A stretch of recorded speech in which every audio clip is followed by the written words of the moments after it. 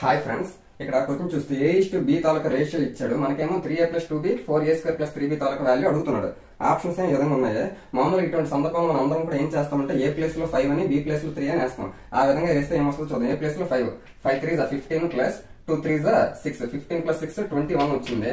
అటువైపు 4 into A అంటే 5 కాబట్టి A square 25 into 4 100 plus 3 into B అంటే 3 3 9 అంటే 21:109 వచ్చింది. కాబట్టి కంపల్సరీగా అందరూ 1 అనే పెట్టే ఛాన్స్ ఉంది 90%. కానీ ఇటువంటి సందర్భంలో మనం ఏం చూసుకోవాలంటే వెరీ వెరీ ఇంపార్టెంట్ పాయింట్, వాడు ఏదైతే అడిగాడో వాటి తాలూకా డిగ్రీస్ అంటే పవర్స్ లో ఈక్వల్ గా ఉన్నాయి కదా చూడాలి. ఇక్కడ A కి పవర్ 1 ఉంది, ఇక్కడ A కి పవర్ స్క్వేర్ ఉంది, అంటే ఈక్వల్ గా లేవు. ఆ విధంగా ఈక్వల్ గా ఉన్నప్పుడు మాత్రమే వీటిని డైరెక్ట్ గా వాల్యూస్ వేస్తే మనకు కావాల్సిన ఆన్సర్ వస్తుంది. ఆ విధంగా డిగ్రీస్ ఈక్వల్ గా లేనప్పుడు మనకి 21:109 అవ్వచ్చు, లేదా దీనికి డబుల్ 42:218 అవ్వచ్చు, తర్వాత దీనికి ట్రిపుల్ అంటే ఇంటూ 3 చేస్తే వచ్చే వాల్యూ కూడా అవ్వచ్చు, అంటే ఏదైనా అవ్వచ్చు. బట్ అటువంటి సందర్భంలో ఖచ్చితంగా అదే అవుతుందనే విషయం మనం చెప్పలేం కదా. కాబట్టి ఇటువంటి సందర్భంలో నిర్ణయించలేము, కాంట్రాక్ట్ డిఫైన్ అని చెప్పాలి. Option 4 is the correct answer. Thank you.